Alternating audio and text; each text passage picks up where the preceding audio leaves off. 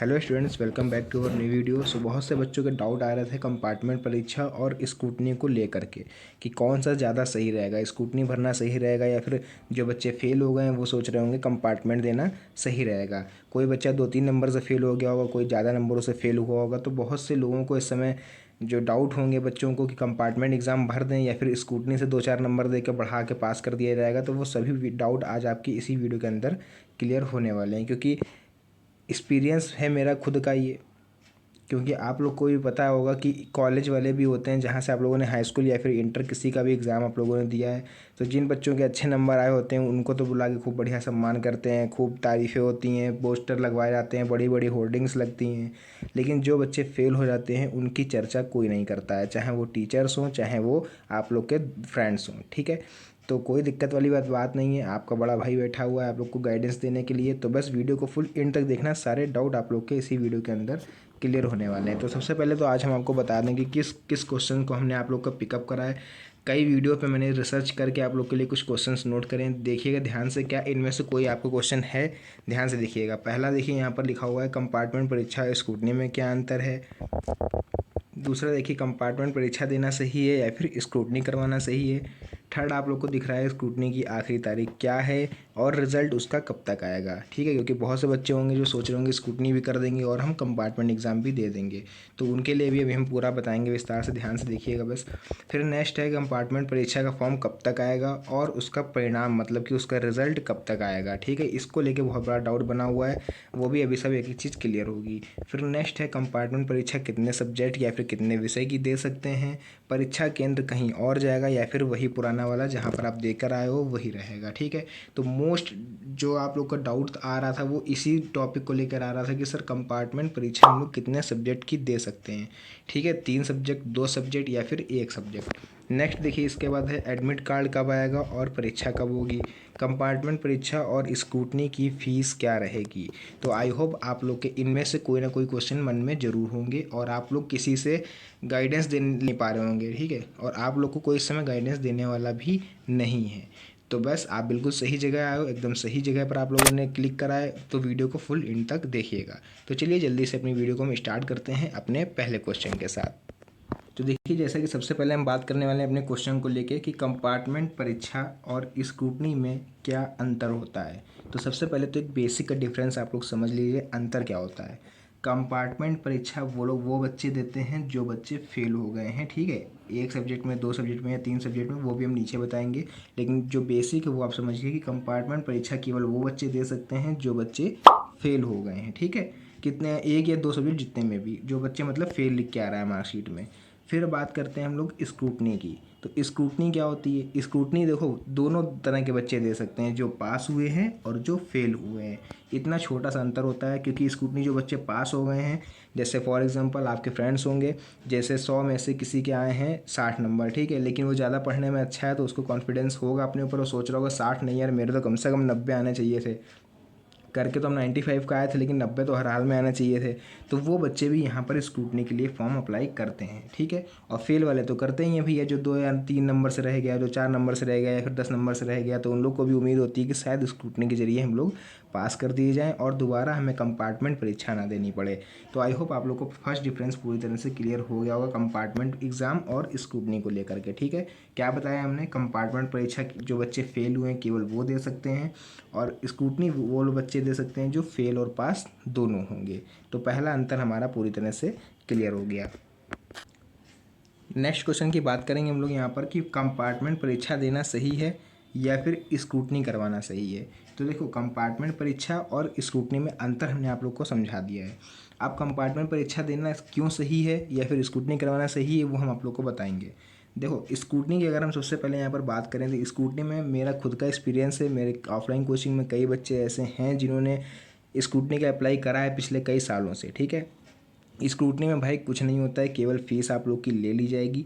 और मान लीजिए आप लोग के 70 में से 23 पासिंग मार्क्स होते हैं। ठीक है, 23 पासिंग मार्क्स होते हैं और आप लोग के 15 नंबर हैं। ठीक है, तो एक भी नंबर उसमें नहीं बढ़ता है। खुद का एक्सपीरियंस है मेरा, इसलिए आप लोग को बता रहे हैं। स्क्रूटनी में भाई एक भी नंबर नहीं बढ़ेगा। ना मानो अपने पिछले जो आपके सीनियर्स हों उनसे आप कॉल करके पूछ लो, अगर किसी ने कभी अप्लाई करा हो, एक भी नंबर ना तो बढ़ता है ना घटता है।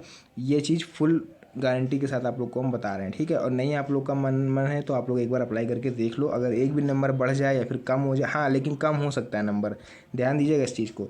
भैया स्क्रूटनी स्क्रूटनी का मतलब क्या होता है और क्यों करवाता है बच्चा? स्क्रूटनी में क्या क्या चेक होता है वो आप लोग को बताएं हम, कि स्क्रूटनी में चेक केवल इतनी चीज़ें होती हैं कि जैसे आप लोगों ने आप एग्ज़ाम की कॉपी लिख के आए हो, टीचर उस पर नंबर दे देते हैं, ठीक है। जल्दी जल्दी नंबर देके आगे बढ़ जाते हैं, मान लीजिए किसी में 5, किसी में 4, किसी में 2, ऐसे देके आगे बढ़ गए। अब हुआ क्या, स्टार्टिंग से फिर वो काउंटिंग करते हैं, जब आप लोग की कॉपी पूरी तरह से चेक हो जाती है कितने नंबर बच्चा पाया, अब वो जोड़ना शुरू करेंगे कि भैया 5, 4, 9, 9, 2, 11, ऐसे कई सारे नंबर जोड़ते जोड़ते मान लीजिए आप लोग के निकल गए 50, ठीक है। और एक्चुअल में क्या करा कि उन्होंने इस 2 को काउंट ही नहीं करा, कहीं का वो नंबर भूल गए, उस केस में स्क्रूटनी होती है आप लोग की, ठीक है। कि बच्चे को डाउट रहता है कि हो सकता है सर ने नंबर सही से ना जोड़े हों, या फिर हो सकता है उनकी मैथ थोड़ी ज़्यादा अच्छी ना हो और वो उन्होंने कहीं 33 को कहीं 23 लिख गए हों वो लोग। तो स्क्रूटनी में केवल यही चेक होता है कि क्या टीचर से कहीं नंबर जोड़ने में गलती हुई है, इसके अलावा कुछ भी नहीं चेक होता है स्क्रूटनी में, ठीक है। तो स्क्रूटनी आप लोग को क्लियर हो गया होगा। बात कर लेते हैं कंपार्टमेंट परीक्षा की। तो कंपार्टमेंट परीक्षा मेरे हिसाब से, अगर इन दोनों की हम बात करें, कंपार्टमेंट एग्ज़ाम और स्क्रूटनी की, तो मेरे हिसाब से आप लोग के लिए बेस्ट रहेगा कंपार्टमेंट एग्ज़ाम, क्योंकि स्क्रूटनी में आप लोग टाइम बर्बाद करोगे। और एक चीज़ सबसे पहले हम क्लियर कर दें कि जिस बच्चे ने अगर स्क्रूटनी के लिए अप्लाई कर दिया, फिर वो भैया कंपार्टमेंट एग्ज़ाम नहीं दे पाएगा, ये चीज़ दिमाग में बैठा लो। अगर स्क्रूटनी तुमने भर दिया है अभी, तो कंपार्टमेंट एग्ज़ाम आप लोग नहीं दे पाओगे, क्योंकि दोनों में से कोई एक ही चीज़ आप लोग कर सकते हो, ठीक है। तो हमने आप लोग का ये डाउट पूरी तरह से क्लियर कर दिया है कि कंपार्टमेंट परीक्षा देना सही है या फिर स्क्रूटनी, ठीक है। क्योंकि कंपार्टमेंट परीक्षा में क्या है भैया, आप अपनी खुद की मेहनत से दोबारा लिख पढ़ सकते हो, मतलब जितना आप लिख के आओगे उतने नंबर आपको मिलेंगे। लेकिन इसमें 5 चांसेस होते हैं आप लोग के पास होने के, ठीक है। लेकिन इसमें स्क्रूटनी में भैया कोई चांसेस नहीं है। तो क्लियर हुआ ये डाउट। अब बढ़ते हैं अपने नेक्स्ट क्वेश्चन की तरफ। नेक्स्ट क्वेश्चन हमारा क्या है, स्क्रूटनी की आखिरी तारीख क्या है, ठीक है, और रिज़ल्ट कब तक आएगा। अगर आप लोगों ने मन बना लिया होगा अभी तक स्क्रूटनी, जिन बच्चे सोचे ही पड़े होंगे कि हमें स्क्रूटनी भरना है, या फिर आप लोग पास हो और केवल नंबर बढ़वाने के लिए आप लोग सोच रहे हो कि संतुष्ट नहीं हो अपने नंबर से, इसलिए आप लोग सोच रहे हो स्क्रूटनी के लिए, तो आप लोग के लिए हम बता दें कि इसकी स्क्रूटनी की जो आखिरी तारीख है वो 10 मई है, ठीक है। 10 मई तक आप लोग अप्लाई कर सकते हो, और उसका रिज़ल्ट जो है वो आप लोग का 27 मई तक आ जाएगा। क्योंकि 25 मई को प्रयागराज, मतलब कि जो इलाहाबाद है जहाँ पर आप लोग का ये सब सिस्टम होता है पूरा चेकिंग वगैरह का, तो वहाँ पर 25 मई को वोटिंग है इलेक्शन की, ठीक है। और 27 मई को आप लोग को रिज़ल्ट पता चल जाएगा कि हमारे नंबर बढ़े या फिर कम हुए। तो ये चीज़ क्लियर हुई कि आखिरी तारीख क्या है और रिज़ल्ट कब तक आएगा। उसके बाद नेक्स्ट, कंपार्टमेंट परीक्षा का फॉर्म कब तक आएगा और उसका रिज़ल्ट कब तक आएगा। तो कंपार्टमेंट परीक्षा का जो फॉर्म है उसको हम आप लोग को बता दें कि जब तक स्क्रूटनी का प्रोसेस पूरा नहीं हो जाता है तब तक कंपार्टमेंट एग्ज़ाम का फॉर्म नहीं आता है, ठीक है। क्योंकि जिन बच्चों ने स्क्रूटनी के लिए अप्लाई करा होता है उनको स्क्रूटनी का रिजल्ट पहले बता दिया रहता है, उसके बाद कंपार्टमेंट एग्ज़ाम स्टार्ट होता है, ठीक है। तो कंपार्टमेंट परीक्षा का जो फॉर्म है वो आप मान के चलिए कि 27 मई के बाद लगभग 30 मई या फिर 1 जून के आसपास आएगा। उसका रिज़ल्ट कब तक आएगा, तो पहले यहाँ पर एक चीज़ थोड़ी सी मिस्टेक हो गई कि भैया एग्ज़ाम कब तक होगा। तो कंपार्टमेंट परीक्षा का जो एग्ज़ाम है, जैसे मान लीजिए आपका 27 मई को आपका स्क्रूटनी का रिजल्ट आया, ठीक है, और 1 मई को इन्होंने कंपार्टमेंट परीक्षा का लिए नोटिफिकेशन जारी कर दिया कि भैया जिन बच्चों को भरना है आप लोग अप्लाई कर दो। तो जिस दिन से फॉर्म आता है उसके एग्जैक्ट 15 दिन बाद आप लोग का एग्ज़ाम होता है, एग्जैक्ट 15 दिन बाद। 1 जून को आएगा अगर आप लोग का नोटिफिकेशन, तो उसके ठीक 15 जून को आप लोग का एग्ज़ाम होगा, ठीक है, जिस भी सब्जेक्ट के लिए आप अप्लाई करोगे।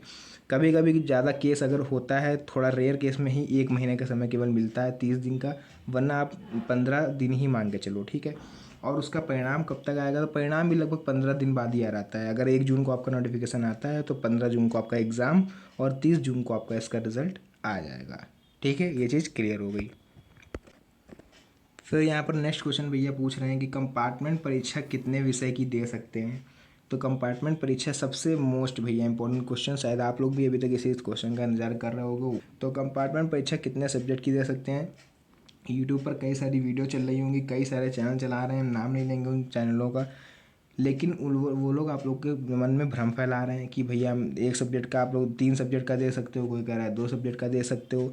लेकिन रिसेंटली हम इस बार का तो कंफर्म नहीं है, क्योंकि नोटिफिकेशन जब तक नहीं आ जाता है यूपी बोर्ड की तरफ से तब तक ये चीज़ कंफर्म नहीं होती है कि आप कितने सब्जेक्ट का दे सकते हो। लेकिन हाँ, हम आप लोग को पिछले साल का ज़रूर बता सकते हैं कि 2023 में कितने सब्जेक्ट का लोग दे सकते थे, क्योंकि उससे मिलता ही जुलता आता है। ठीक है, तो यहाँ पर आप लोग को बताएं कि 2023 में, ठीक है, 2023 में जो बच्चे कंपार्टमेंट सब्जेक्ट दे सकते थे सब्जेक्टों का, वो था भैया केवल एक, मात्र एक सब्जेक्ट में आप लोग कंपार्टमेंट एग्ज़ाम दे सकते हो 2023 के हिसाब से। क्योंकि नोटिफिकेशन अभी तक नहीं आया 2024 में, तो हम आप लोगों को क्लियर नहीं बता सकते हैं। हो सकता है इस बार आप 2 सब्जेक्ट में दे पाओ, लेकिन मे भी आप ये मान के चलो मुश्किल से आप लोग के 40% चांसेस हैं केवल कि आप 2 सब्जेक्ट का दे पाओ। क्योंकि लगभग ये मान के चलिए कि एक ही सब्जेक्ट का आप लोगों को कंपार्टमेंट एग्जाम देने को मिलता है, दूसरा नहीं मान के चलिए। ठीक है, दूसरा नहीं मान के चलिए, केवल एक ही सब्जेक्ट में आप लोग को देना पड़ेगा, ये चीज़ क्लियर है। बाकी जो नोटिफिकेशन आता है, अगर उसमें कुछ भी चेंज होता है तो हम आप लोग को बता देंगे, बस चैनल से जुड़े रहिए।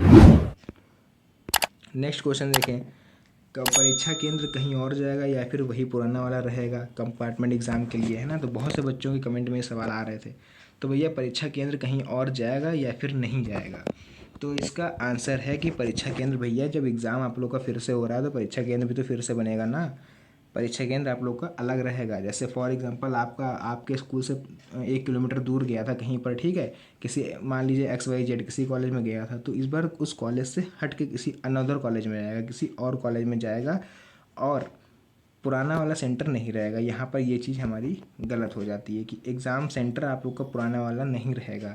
आप लोग के आसपास के 10 किलोमीटर के दायरे में ही आप लोग को दूसरा सेंटर दे दिया जाएगा। 10 किलोमीटर के दायरे में ही सेंटर मिलेगा, ये चीज़ दिमाग में बैठा लीजिए, वो वाला सेंटर बिल्कुल भी नहीं रहेगा।